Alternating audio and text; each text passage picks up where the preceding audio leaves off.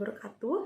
Perkenalkan, nama saya Nur Nahdatul Ulia dengan NIM 210404501020. Nah, guna saya membuat video ini dengan tujuan untuk menyelesaikan tugas mata kuliah dari praktek konseling 1.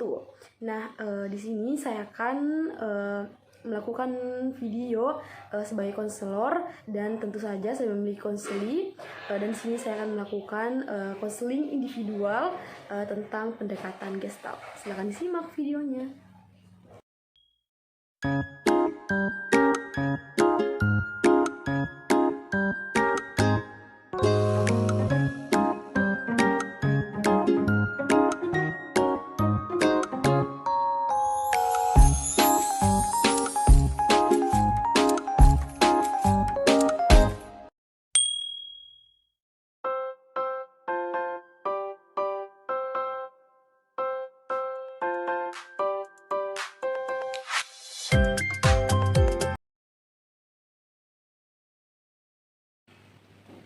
Assalamualaikum, Bu. Waalaikumsalam, Lulu. Mari masuk, silakan duduk. Terima kasih banyak, Bu.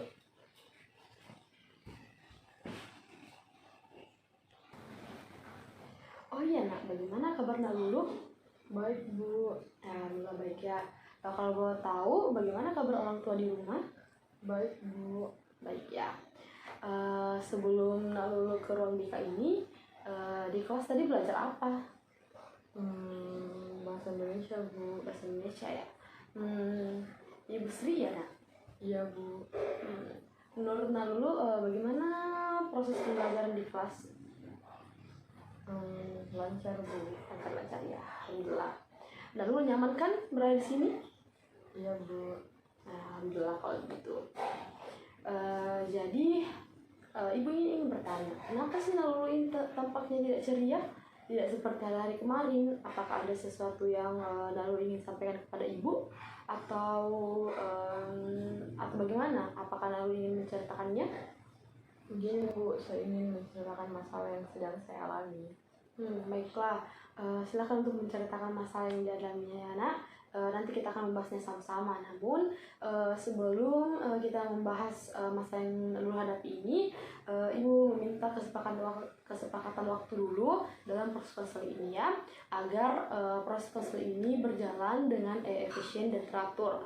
Menurut Ibu bagaimana kalau 30 menit? Apakah sudah cukup dalam proses konseling ini, Nak? Bagaimana? Saya setuju, Bu. Saya rasa waktu 30 menit itu sudah cukup. Namun saya meminta untuk Ibu merahasiakan masalah ini. Saya tidak ingin orang lain mengetahui permasalahan saya ini. Kalau soal itu, Lulu tidak perlu khawatir ya, Nak. Karena di dalam konseling ini kita ada yang namanya asas kerahasiaan dan juga asas keterbukaan. Nah, di sini kita dilindungi oleh kode etik asas kerahasiaan, yang dimana semua masalah yang Lulu ceritakan kepada ibu ini akan dirahasiakan ya, tidak akan ada orang yang mengetahuinya. Pembicaraan kita ini tidak akan keluar atau tidak akan diketahui oleh orang lain ya, Nak. Selanjutnya, kalau masalah asas keterbukaan itu, Ibu meminta Nak Lulu ini jujur serta terbuka membicarakan masalah yang dihadapinya kepada Ibu ya, dan Ibu memohon untuk jangan ada yang disembunyi ya, Nak.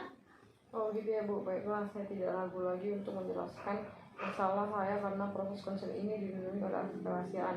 Saya juga terbuka dengan Ibu tentang masalah yang saya hadapi.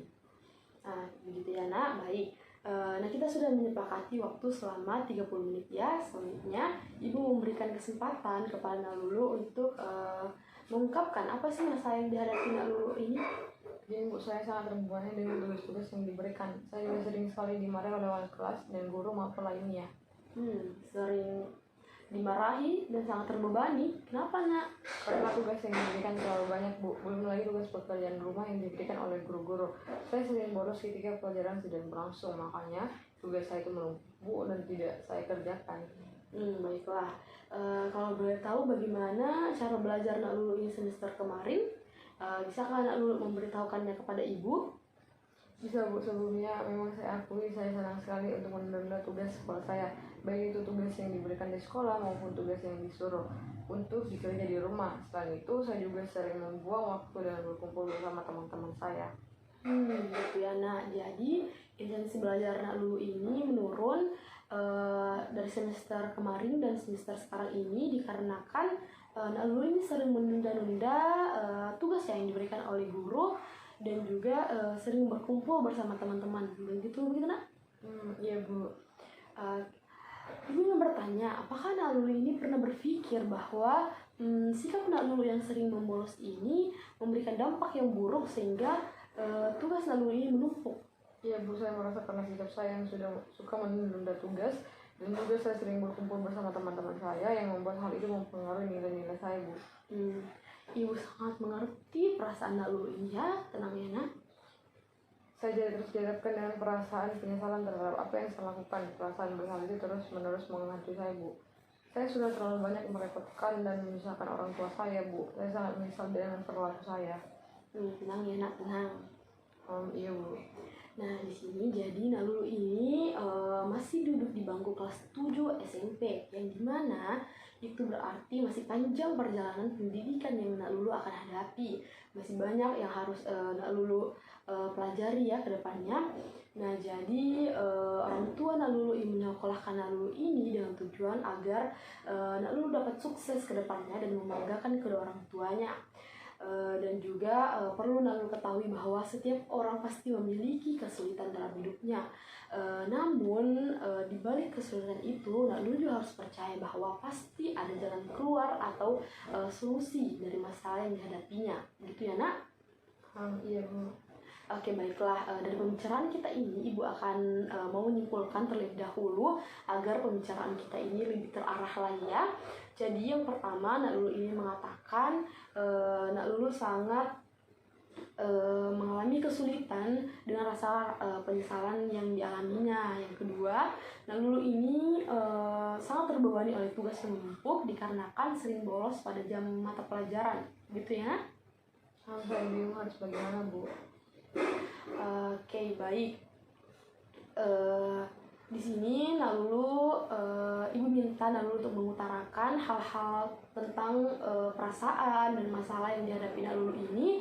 Namun di belakangnya harus dibarengi dengan kata saya bertanggung jawab atas perbuatan saya. Ibu akan memberi contoh ya Nak, seperti saya melakukan kesalahan dan saya bertanggung jawab atas kesalahan saya itu. Apakah bisa Nak?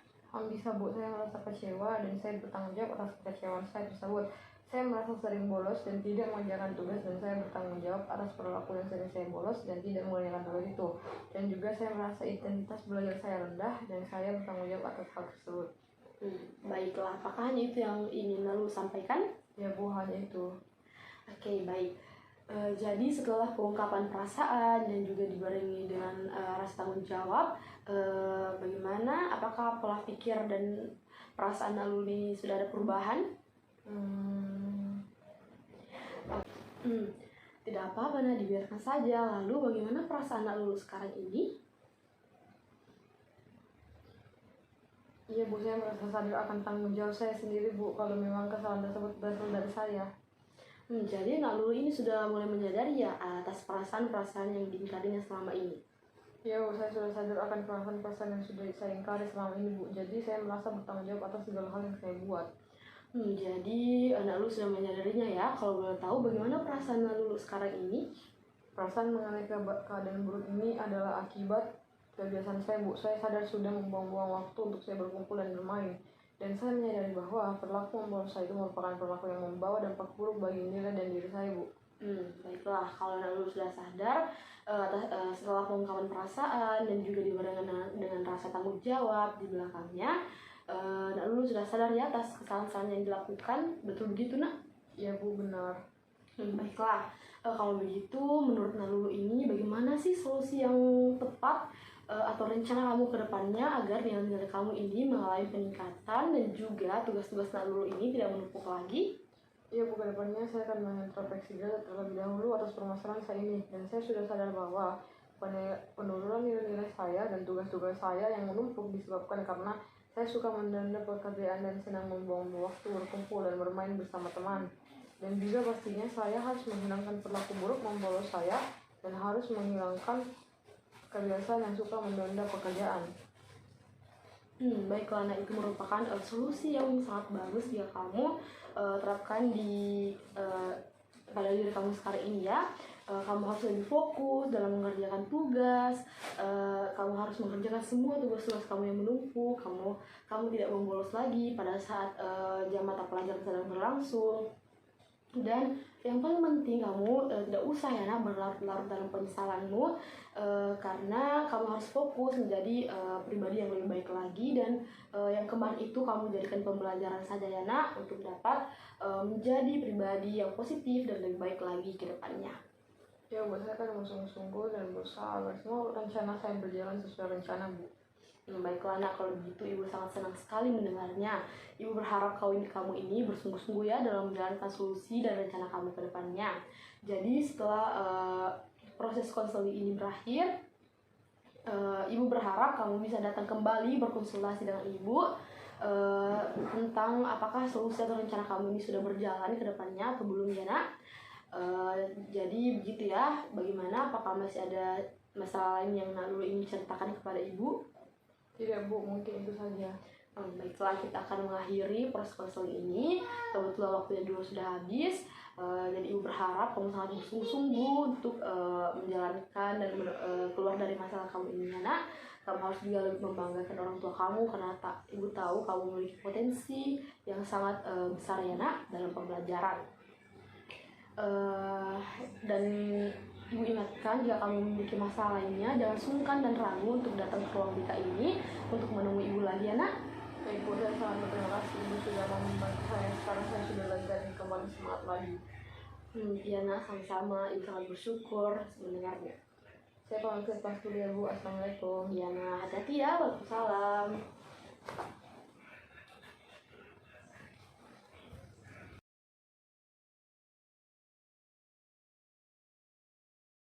Baiklah semuanya, itu tadi merupakan cuplikan video mengenai tentang konseling individual, bagaimana cara melakukan konseling individual melalui pendekatan gesta.